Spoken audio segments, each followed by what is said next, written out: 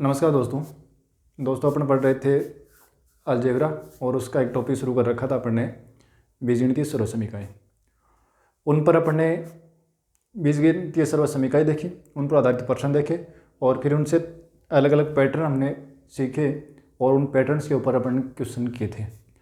आज वैसे ही कुछ क्वेश्चन और करेंगे और आज का जो पैटर्न है वो भी अपना एक अलग पैटर्न होगा। हालांकि कोई नई चीज़ नहीं है, बिल्कुल सिंपल सी बात है और उसी बात को अपने पकड़ना है, अपने क्वेश्चन सोल्व करने हैं। क्वेश्चन बोर्ड पर मैंने लिखे हैं a+3 का होल स्क्वायर, b-3 का होल स्क्वायर, c-4 का होल स्क्वायर अगर 0 हो, ये पूरा व्यंजक 0 के बराबर है, तो a+b+c का मान क्या होगा। ठीक है, एक ये दे रखा है व्यंजक x² + y² + z² - 4x + 2y + 5 बराबर, यानी ये व्यंजक 0 के बराबर है, तो हमें x3 + y3 + z3 का मान पूछा है। ये एक दूसरा दे रखा है 5x² + 4xy + y² + 1 + 2x, इसका मान 0 बराबर है, तो कह रहा है कि x - y का मान क्या होगा। एक ये दे रखा है एक 3x + y - z - 1 का whole square, -x + 3y - z - 2 का whole square, -x - 3y + 3z - 3 का होल स्क्वायर बराबर 0 हो, तो √x + y + z का मान क्या होगा।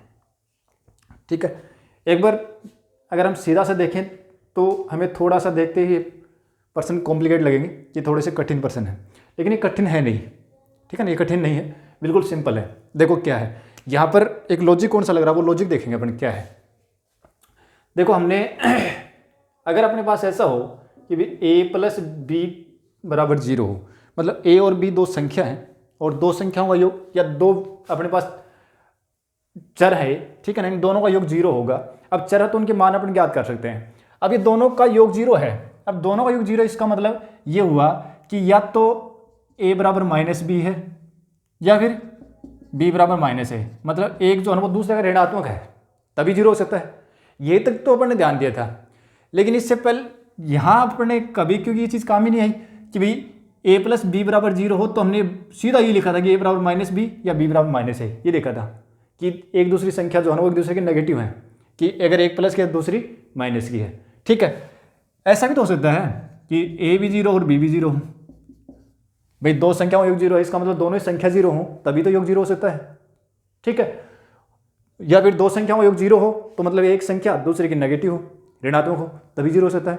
तो a + b है वो 0 हो सकता है कब, कि a = -b हो या b = -a हो, या a और b दोनों ही 0 हो। ठीक है ना, इनमें तो कोई एक होगा, लेकिन ये दोनों ही होगा। अगर a + b का मान अगर 0 है ना, तो ये दोनों ही होगा कि a भी 0 होगा और b भी 0 होगा। ठीक है, अब ये तो a + b के लिए हुआ। इसी प्रकार से अगर a² + b² = 0 हो जाए, तो ये हुआ दो संख्याओं के वर्गों का योग 0, दो संख्याओं के वर्गों का योग 0। अब हमारे पास कोई भी दो वास्तविक संख्या ऐसी नहीं है कि उनके वर्गों का योग करे और वो 0 आ जाए।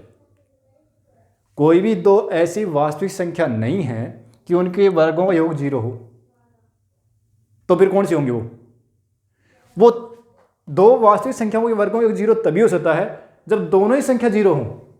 भाई दो वास्तविक संख्या वर्गों का योग 0 और तो कुछ है नहीं, दोनों ही वास्तविक संख्या वर्गों का योग 0 तभी हो सकता है जब दोनों ही 0। इसका मतलब ये चीज जो है ना, ये 0 के बराबर है, तो ये तभी संभव है जब a भी 0 हो और b भी 0 हो। बस ये लॉजिक याद रखना है कि दो संख्या वर्गों का योग 0 दे रखा है, तो ये तभी संभव है जब दोनों ही संख्याएं 0 हों। ठीक है, या दो व्यंजकों के वर्गों का योग 0 दे रखा है, इसका मतलब ये हुआ कि दोनों ही व्यंजक सेपरेटली 0 हैं, दोनों ही व्यंजक अलग अलग 0 हैं, तभी उनके वर्गों का योग 0 हुआ है। ठीक है, हो सकता है तीन संख्याओं के वर्गों का योग 0 दे रखा हो, तो तीन संख्याओं का वर्गों का योग भी 0 तभी होगा जब वो तीनों ही 0 हों। तीन व्यंजकों के वर्गों का योग भी 0 तभी होगा जब वो तीनों व्यंजक सेपरेटली 0 हों। ठीक है, इसी प्रकार से चार व्यंजकों के लिए भी बात हो सकती है, 5 के लिए हो सकती है, यानी कितने भी व्यंजक हों उनके वर्गों का योग 0 तभी होगा जब वो सेपरेटली 0 होंगे। ठीक है, 5 संख्याओं के वर्गों का योग 0 तभी होगा जब वो पांचों ही संख्या 0 बराबर हों। ठीक है, तो चाहे दो संख्या हो चाहे तीन संख्या हो, इनके वर्गों का योग 0 तभी होगा दोनों वो 0 हों, प्रत्येक संख्या 0 हो। ठीक है, 3, 4, 5 कितने भी व्यंजक हों उनके वर्गों का योग 0 तभी होगा जब वो व्यंजक प्रत्येक व्यंजक 0 हो। ठीक है, तो बस यही लॉजिक यहाँ पर काम में आने वाला है और कुछ भी नहीं है। देखो पहला प्रश्न अपना दे रखा है कि भाई एक व्यंजक a+3 b-3 c-4 इनका वर्गों का योग और दे रखा 0। अब वर्गों इनके वर्गों का योग 0 तब हो सकता है जब तीनों ही आपस सेपरेटली 0 हो। सेपरेटली 0 मतलब अलग अलग 0 हो तीनों ही, ये भी 0 और ये भी 0 और ये भी 0। ठीक है, करो भाई a+3 बराबर 0 करेंगे तो a का मान कितना आएगा -3। इसको 0 बराबर करेंगे तो b बराबर कितना आ गया 3 और इसको 0 बराबर करेंगे तो c का मान कितना आ गया 4। रखो मान सारे सारे a + b + c का मान ही तो पूछा है, तो -3 प्लस का 3 और प्लस का 4 उत्तर आ गया अपना कितना +4 अपना आंसर हो गया। ठीक है, इसी प्रकार इसमें देखो, अब इसमें तो ठीक है तीनों ही व्यंजक दे रखे थे, तीनों व्यंजकों के वर्गों का योग ही दे रखा था, कोई दिक्कत नहीं है। इसमें ये दो वर्गों का योग यहाँ तक तो है, लेकिन आगे तो वर्ग नहीं है ना, एक ही घात आ गई और ये तो अचर पद भी आ गया, तो फिर क्या करें? तो फिर हम इनको वर्गों के योग के रूप में बढ़ाएंगे। और वो कैसे बढ़ाएंगे? देखो x² और इसके पास में x वाला पद लिख दूँ, यानी मैं इसको यूँ लिख दूँ कि भाई x² + 4x और प्लस में 4 और कर दूँ। ठीक है, ये 4 कहाँ से आएगा बताता हूँ अभी। और प्लस का y² और प्लस का 2y, ये y² लिख दिया, प्लस का 2y लिख दिया और प्लस का 1 कर दिया। अब देखो 4 ये रहा 1 ये रहा 5 हो गए, क्या 5 थे अपने पास प्रश्न में, और प्लस का z² अकेला है ही और बराबर 0। अब तो समझ में आ गया होगा ये क्या बन रहा है। ये बन गया अपना x + 2 का होल स्क्वायर और प्लस y + 1 का होल स्क्वायर और प्लस z² बराबर 0। हम यही तो चाहते थे कि तीन व्यंजकों का वर्गों का योग बन गया, यही चाहते थे कि वर्गों का योग बन जाए। अब वर्गों का योग बन गया तो प्रत्येक क्या होगा 0 होगा, तो 0 हो गया तो इसका मतलब कि ये भी 0, ये भी 0, ये भी 0 रख दो। तो ये तो हो गया x का मान -2, ये हो जाएगा y का मान -1 और ये हो गया z बराबर 0। क्या पूछा है? x³ plus y³ plus z³, इसका मान पूछा है। तो -2³ -8, y का मान -1, -1³ -1 और प्लस 0 बराबर कितना हो गया -9 हो गया, आ गया आंसर। ठीक है,